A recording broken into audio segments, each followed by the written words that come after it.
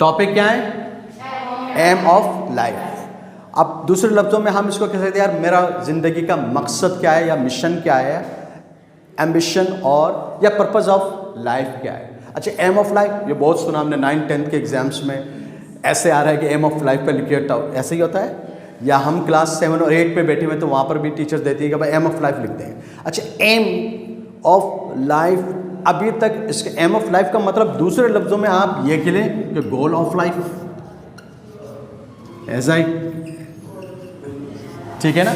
अभी तो world cup का फुटबॉल का वर्ल्ड कप चल रहा है और फाइनल संडे को होगा, तो वहाँ पर भी एक गोल था ना, एक उस साइड पे गोल पोस्ट और एक गोल पोस्ट इस साइड पे, और हर आदमी चाहता था, हर प्लेयर, कि मैं इसमें गेंद फेंक दूँ तो गोल हो जाएगा, यानी मेरा मकसद हासिल हो जाएगा। इसी मकसद के लिए मैच खेला जा रहा है कि जीता जाए, और जीतने के लिए क्या होगा, आपको गोल करना होगा, अपना मकसद हासिल करना होगा। Is it clear this point?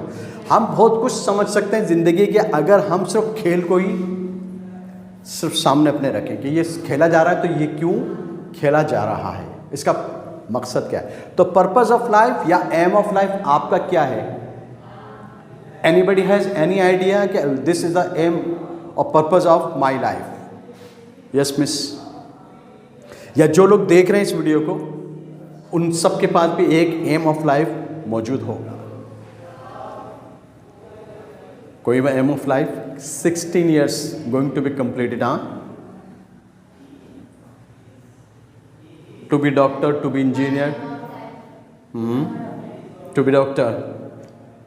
मैं एम ही कह दिया खुद से, शाबाश। फोटोग्राफर,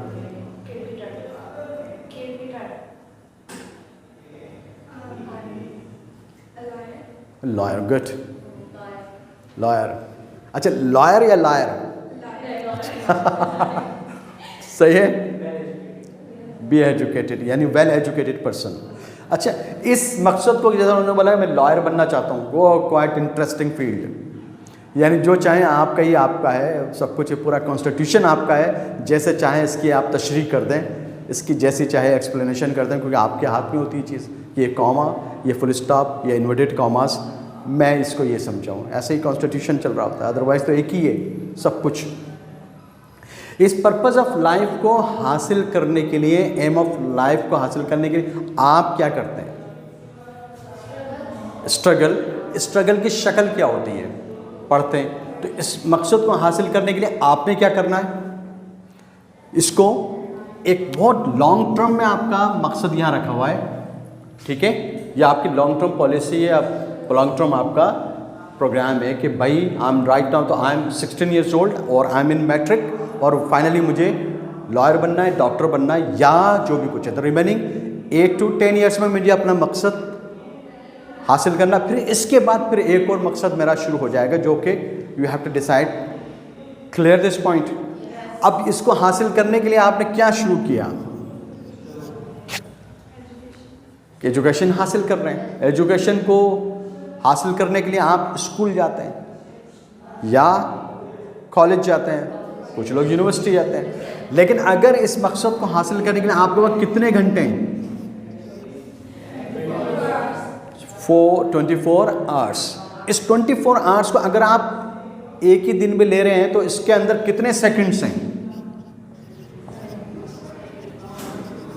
86,400 सेकंड आपके पास भी है, मेरे पास भी, आपके पास भी, आपके पास भी, सबके पास, सबके पास ये 86,400 सेकंड। अगर मैं दूसरे लफ्ज़ों में मैं ये कह दूं कि आप सबके पास 86,400 रुपये हैं आज, और सुबह से लेकर शाम तक आपको खर्च करना है, और आप खर्च करें ना करें तब भी ये खर्च हो रहे हैं।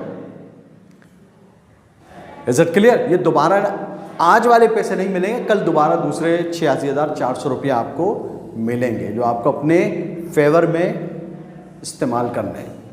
यहाँ तक बात समझ में आती है?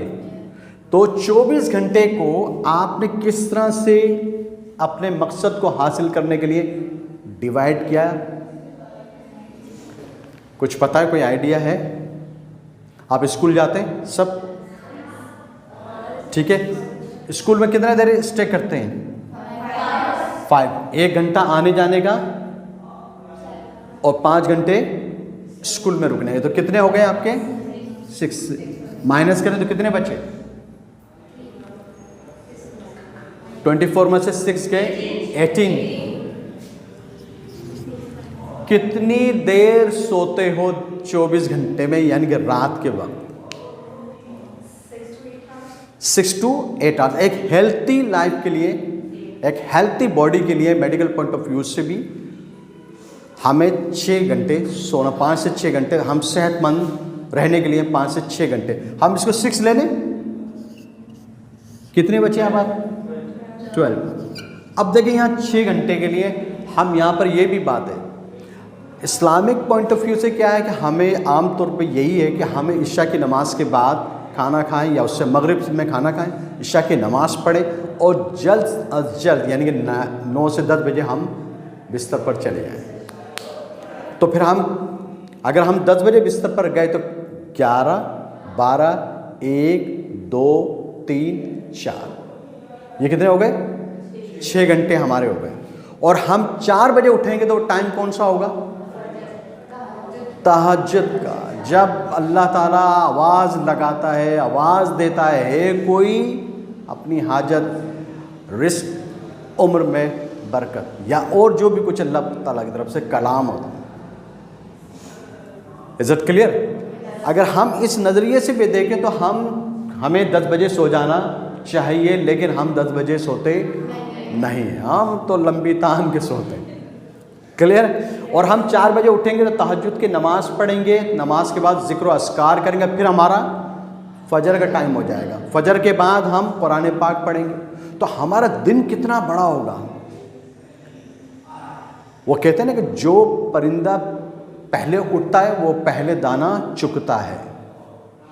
अगर हम सुबह ही सुबह उठ जाएंगे और जब तहज्जुद पढ़ेंगे, अल्लाह ताला को याद करेंगे, तो फिर यकीनन अल्लाह ताला हमें अता करेगा। फिर फजर की नमाज़ पढ़ेंगे, फिर कुरान पाक, तो हम फ्रेश हैं बिल्कुल, हम स्टडी करेंगे। उसके बाद हमारे पास इतना टाइम है, यानी कि अगर हम 6 बजे फ्री हो जाते हैं तो 7 और 8 2 घंटे ऐसे हैं जब दुनिया अगर सो रही है या कुछ भी करती है, लेकिन आप अपना काम कर रहे हैं, अपने मकसद को हासिल करने के लिए पॉजिटिवली बिजी हैं। It's clear this point? लेकिन अगर यहाँ से हम कितने बचे? 12। अब अगर आप नमाज पढ़ते हैं तो 5 वक्त की नमाज का ड्यूरेशन कितना लगा लें? 2 आवर्स। 1 आवर बहुत है भाई, कितनी नमाज पढ़ रहे? कितने बचे? अब खाना भी 3 वक्त का खाना है आपने, तो कितना टोटल में 3 वक्त में खाना खाने के लिए आप कितना टाइम ले लेंगे? 1 घंटा लगा लेना। फैमिली के साथ खाना खा रहे हो तो 1 निकल गया, तो कितने बचे आपके पास? अब क्या करते हैं हम? ट्यूशन जाते हैं, ठीक है, कोचिंग सेंटर जाते हैं, तो वहाँ पर हम कितनी देर स्टे, यानी कितने घंटे? 2 आवर्स। कितने बचे अब आपके पास? 8 आवर्स। 8 आवर्स में आप टीवी देखते हैं या स्टडी करते हैं, सेल्फ स्टडी करते हैं या वालिदैन के साथ बैठते हैं, तो कितनी देर है? 2 आवर्स लगा लें। चलें, अब कितने बचे आपके पास? 6 घंटे।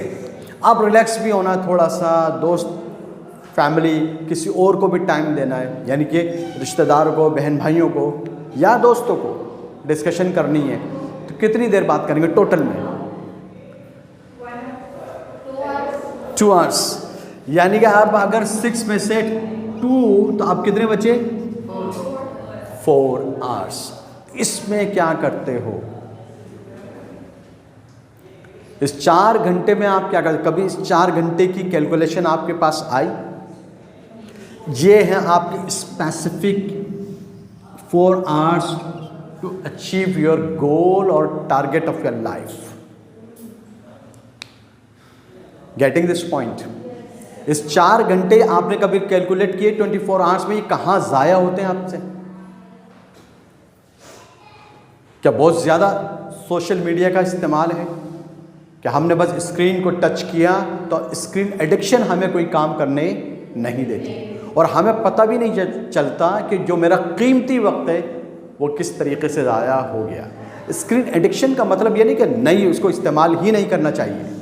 आप अपने फेवर में, रिसर्च में, स्टडी में बहुत फ़ायदा इसका उठा सकते हैं positively. You can be different. If you want to be different तो you have to study because you born different. इस 4 घंटे में आप क्या करते हैं? कभी have you ever thought like this के लिए मैं 24 घंटे की कैलकुलेशन मेरी है क्या? आपसे सिंपली जब भी बात की जाती है आप ये करते हैं मेरे पास टाइम नहीं है। उस टाइम को मैनेज कैसे किया? टाइम मैनेजमेंट आपको आती है? अगर आप टाइम को सही मायनों में मैनेज करना जानते हैं तो मतलब है कि आपके पास you have plenty of time to achieve your target and goal. Otherwise फिर आप ब्लेम गेम खेलते हैं कि दूसरे पर इल्ज़ाम लगा दो। मैं इसकी वजह से ये अपना एम ऑफ लाइफ इस्तेमाल हासिल नहीं कर सका। Is it clear this point? To achieve your target, to get your aim of life, mission, ambition, whatever you say, the target or goal of life, आपको अपने 24 घंटे को सही मायनों में मैनेज करना होगा। उसकी कैलकुलेशन करेक्ट हो तो आप बोलेंगे मेरे पास बहुत वक्त है और इस वक्त को मैं अपने फेवर में इस्तेमाल कर सकता हूँ और करना चाहिए। It's your right. क्लियर?